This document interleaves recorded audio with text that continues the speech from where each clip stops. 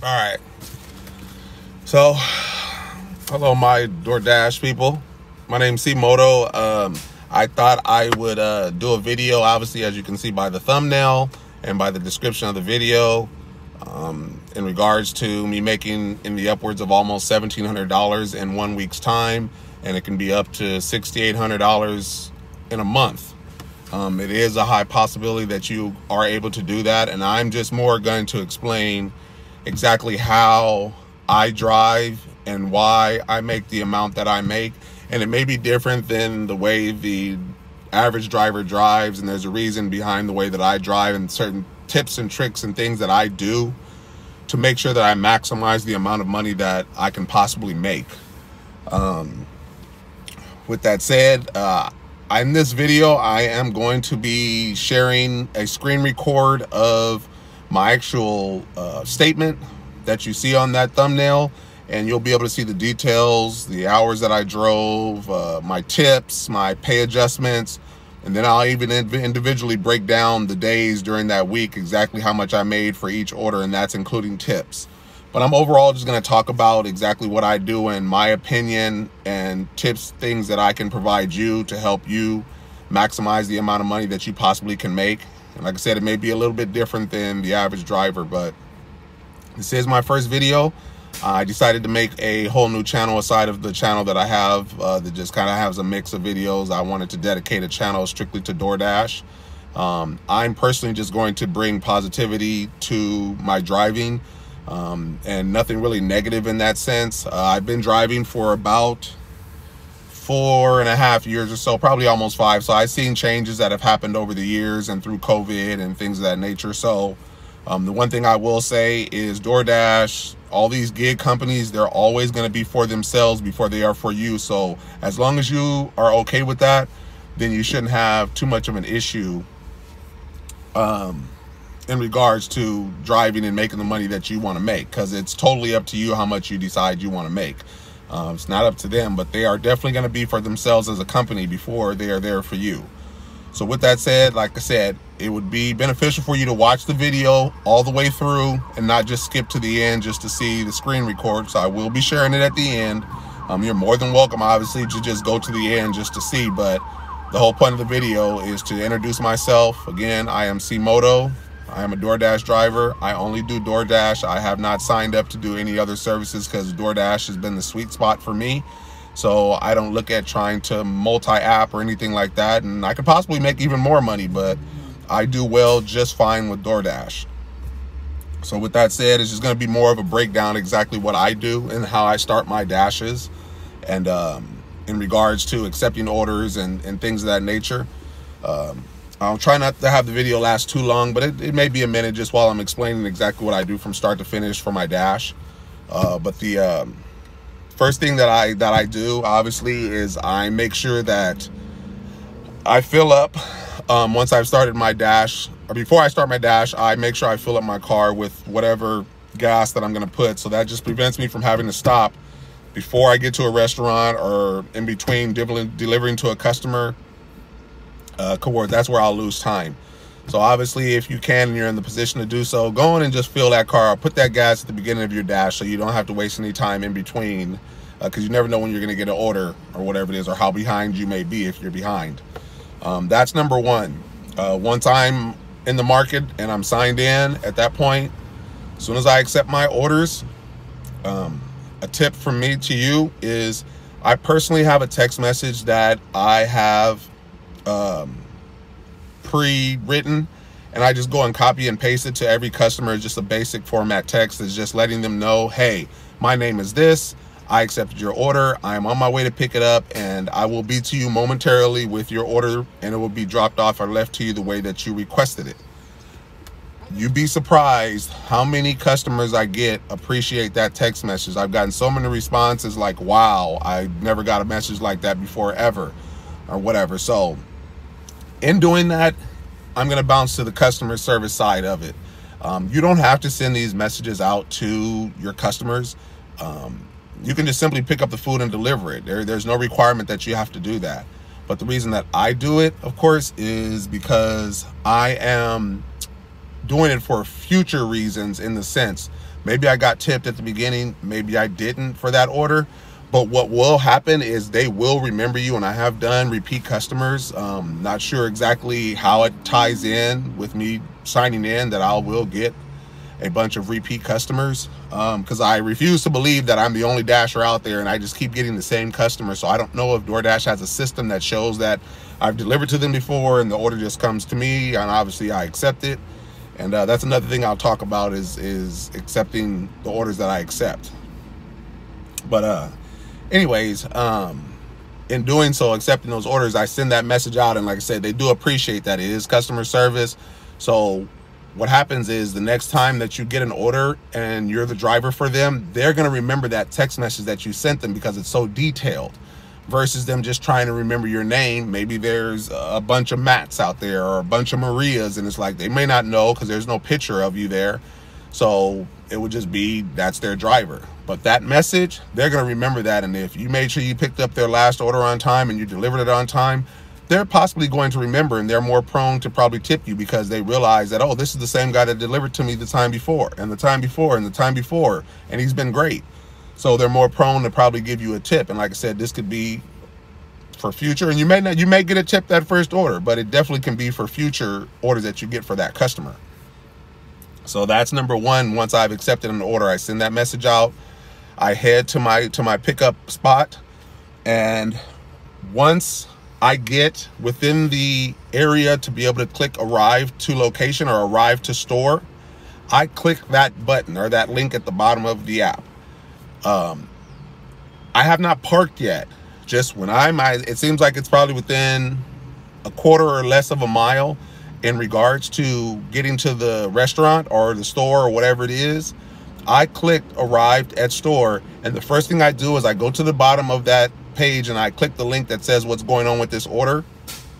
And what I do is I just click order still being prepared by merchant, and that just kind of gives DoorDash a heads up that, hey, he arrived, they're still packing the order. And 9 times out of 10, when you do actually get to the store or inside the store or restaurant, it's probably still being packed most of the time. Sometimes they're ready, but most of the time not. So it doesn't hurt to just click that it's still being prepared, because that helps you out. Worst case, if they are behind on orders or anything like that, you arrived at store because you clicked that link, then you told them that they're still preparing the order. The other reason that I do that is because depending on where you have to park, you will lose time parking. So don't wait and say you have to be somewhere at 9 to pick up that order, and you're supposed to pick it up by 9, and you get there and it's 8:58, and then you park somewhere and it takes you 5 or 6 minutes to walk to the restaurant, and then you click confirm when you actually get to the restaurant. Now you've arrived late. Yeah, it's just a few minutes, but you've arrived after the time that it said you needed to pick the order up by. To where had you passed by at that 9:50, at that 8:58 time, if you had to be pick up by 9, you click arrived at store, it's 8:58, you arrived there before the time, you click that they're still packing the order, you can go park, you can show up at 9:05, and it doesn't matter because you've already let DoorDash know that you were there and they're still packing the order. So you can take your time and park correctly where you need to park, so you're not putting your car at risk to get a ticket or possibly get towed, and I will talk about that as well. So you actually get parked and you get to your restaurant, obviously. And at that point, you're waiting for your order.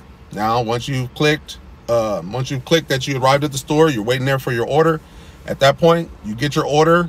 I do not click confirm pickup until I get back to my car and I'm getting ready to put the car in drive. The reason for that, again, just like when you arrive and you click arrived at store ahead of time. When it comes to confirming the orders that you picked it up, wait till you get in the car to then start. There's 2 reasons for that. First reason is, okay, you picked up that order. Now you have to walk back to your car, and that's 5 minutes. If you click confirm as soon as you get that order in hand, now you've lost 5 minutes walking back to your car, and that's your drive time now. So now you have to rush it to make sure you get it delivered by the time that they have put out there for you. That's number one. That's the number one reason I do it that way. Number 2, the second reason, there's a possibility that you can get a stacked order, which it can be a second and possibly a third order that can be sent to you while you're waiting for that order. That's how they get added, because you're still waiting for an order to confirm to be picked up.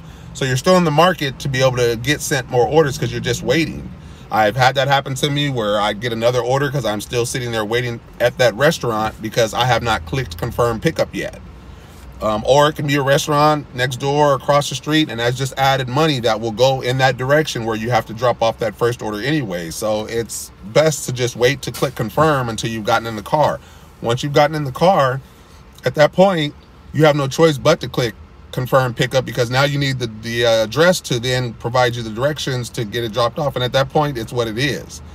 But before then, I don't click confirm unless they make me click confirm, and at that point I have to deal with it, because you are going to come across some restaurants that are butthurt about losing an order before, so they want you to click confirm right in front of them, and those, whatever, you click it and you just got to go on about your business. But 9 times out of 10, they just give you the order and you're going about your business. So once I do that and I get back to my car where I'm parked, and to speak on the parking thing, there are some areas where I've seen people get tickets from double parking on main streets, or parking near malls or anything like that, and they double park. I've seen people get tickets, and the last thing you want to do is eat into your profits trying to pay for a ticket.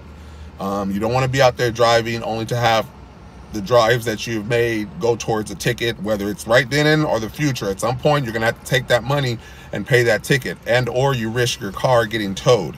You do not want to risk your car getting towed by the way you park. So that's the parking part that I was talking about, is just making sure that you make sure the money you make is money that you can take home, and it's profits, and you don't lose any money. So, of course, back to you're actually in the car getting ready to deliver to the customer. Obviously, at that point, if you have gotten a double order, I do have another pre-written out text message that I can send to both customers, and it's more of another customer service thing where it's letting them know, hey, my name is this, and I am picking up a couple different orders. I don't know exactly which order will be delivered first, but I promise you that the orders will be in the same direction and they won't be far from each other. That way they know, in that text message, that way they know that, okay, well, he has another order, because I have gotten calls from customers that, or I had 2 orders, and this is something that DoorDash should be letting the customers know once you've accepted a double order. But I have gotten calls that have told me, hey, where are you at? Or I see you on the map somewhere else and it's just not towards my house. And you got to think about it. At the end of the day, they have to rate you or whatever it is. And if they see you all over the map in areas that you're not supposed to be and you're not headed towards them, it could be a problem. And that's where you can get your 2 and 3 and 4 stars, depending on where it's not a 5, because of that simple issue that DoorDash should be the ones that should send out that message. The moment you accept a second order, it should be a multiple messages that should go out to each customer and let them know that, hey, your driver is picking up multiple orders and he will drop off accordingly, depending on how they have it set up to drop off from first to last. But they don't do that. So that's another customer service thing, and a lot of customers appreciate that, because you've let them know that, hey, if I see him off the map somewhere a little bit different than where he should be headed towards me, they understand it at that point, and there's no question. And most of the time they're okay with it. Almost all the time they're okay with it. So like I said, you have that message as well. Now, once I'm in my car and I'm making my deliveries, I make my deliveries as fast as I possibly can. I'm not talking about getting in an accident, running, and this and that, and get hurt, but as fast as you possibly can, get that delivery delivered as fast as you can. This opens you up and puts you back on the market to then receive the next order. On that note, and like I said, with the customer service parts of those text messages that you do send out, that just helps you along the way, because the customers appreciate it. Like I said, the next time they get orders, if they didn't tip you that time, they're going to remember you and they will tip you. Now, as far as tips, something I want to talk about. Tips are not required. I hear a lot of complaints. I see a lot of videos, and it may get on your bad side for those ones that get pissed off because they didn't get tips or this and that. Me, I know I signed up.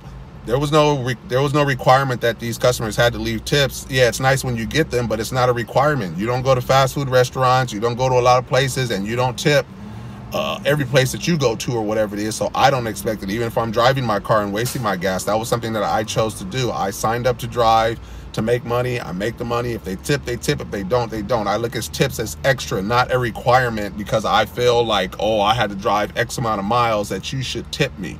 I just don't understand where drivers get off getting pissy or taking the food back or throwing the food. Like, I don't understand it. I mean, I can't understand it for my life how drivers do that, because they didn't get a tip for an order. It's like, you accepted that order. It told you that order was just $10. Now you're surprised that you didn't get a tip after, but you accepted it. Did it say that there was a tip there?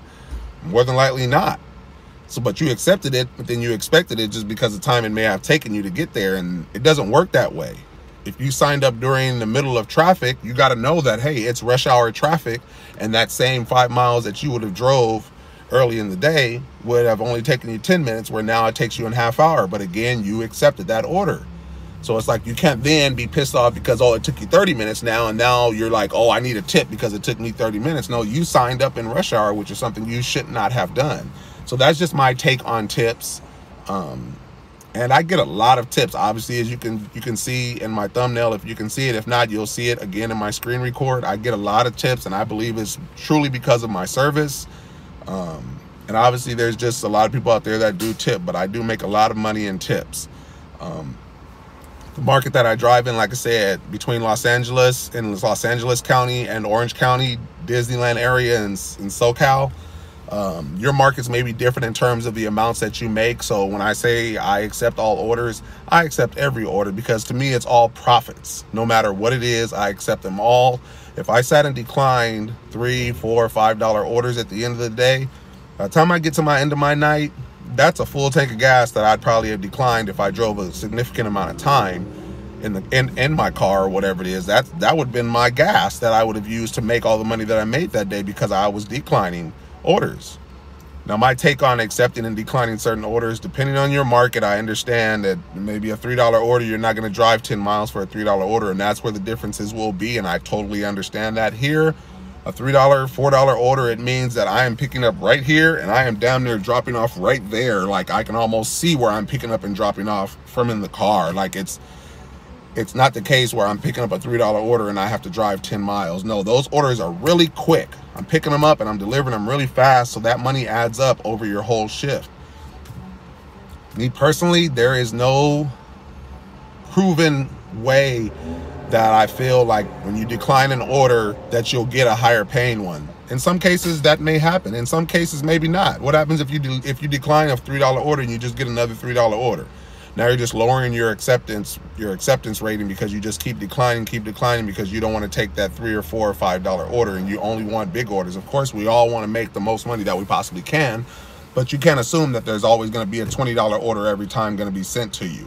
So of course it is your right to decline orders within your well right, but at the end of the day, like I said, I want to make sure that I hit Top Dasher, and I go back to the Top Dasher part because I like to know that I can sign in at any given time to make any amount of money that I want, instead of having a schedule. I do not like scheduling, then I can't extend my times, or if I forget to schedule, then I can't drive if it's busy out there and there's no more slots.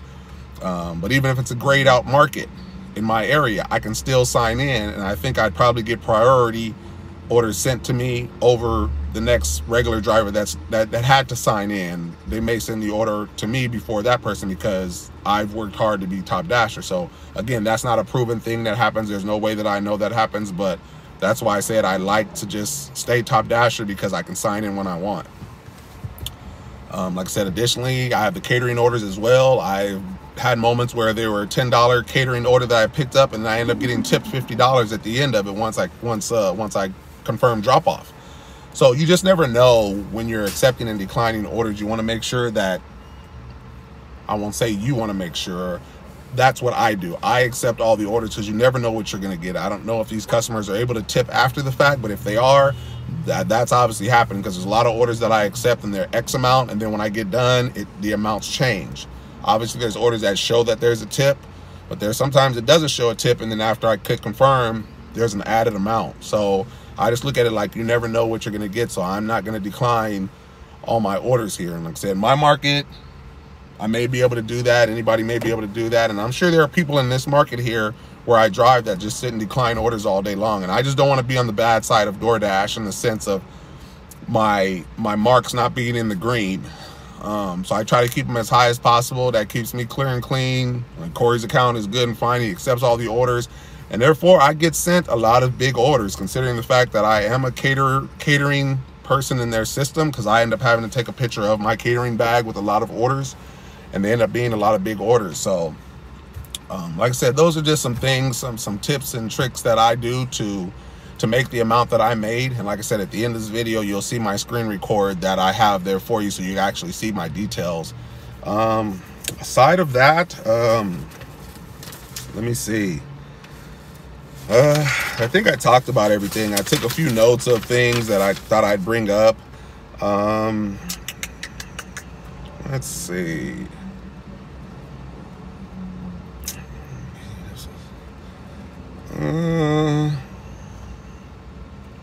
Yeah, that's pretty much it. And like I said, on the catering side, from what I know of, you have to have so many deliveries. Your rating has to be at a certain mark, and I believe you have to be invited. Back when I joined, I don't know, like I said, I don't know if I had to sign up or if I was invited. I just can't remember, but in their system, they have me down as a catering person because I have catering bags that they make me take pictures of. So, I mean, you can go buy a DoorDash catering bag, but that's not going to alert them to let them know that you are part of their program catering-wise to take a photo. So I'm just not exactly sure how that part would work. You're just buying a catering bag to then benefit you, to be able to pick up orders if there are a lot of bags or grocery orders or whatever it is. But me, I have to take pictures of my catering bag. And like I said, that all helps you at the end of the day. They see you're a good driver and they start inviting you to these programs to try out or whatever it is, and just make the money you make. But I feel that's how I'm able to make $1,700 a week, and on average I can make $1,500 to $2,000 or whatever it is. I mean, if I did this full time, like if I did this 10-12 hour days a week, I can clear over $2,000, $2,500 or whatever it is. So obviously I have a day job that I work, so I just kind of do this on the side when I can. I maximize the amount, but I can do $1,500 to $1,700 in a week's time. That's a significant amount of money that you can possibly make. So as far as those tips and tricks, those are just few little things. And then my explanation why I accept all orders, because that just, maybe I wouldn't have made that $1,700. Maybe it would have been less than that. Possibly could have been more, but I'm not willing to take that risk when it's money that I know that I can pretty much guarantee be given. Excuse me. But like I said, this is my first video that I am going to have on my dedicated dashing channel. Again, my name is C-Moto.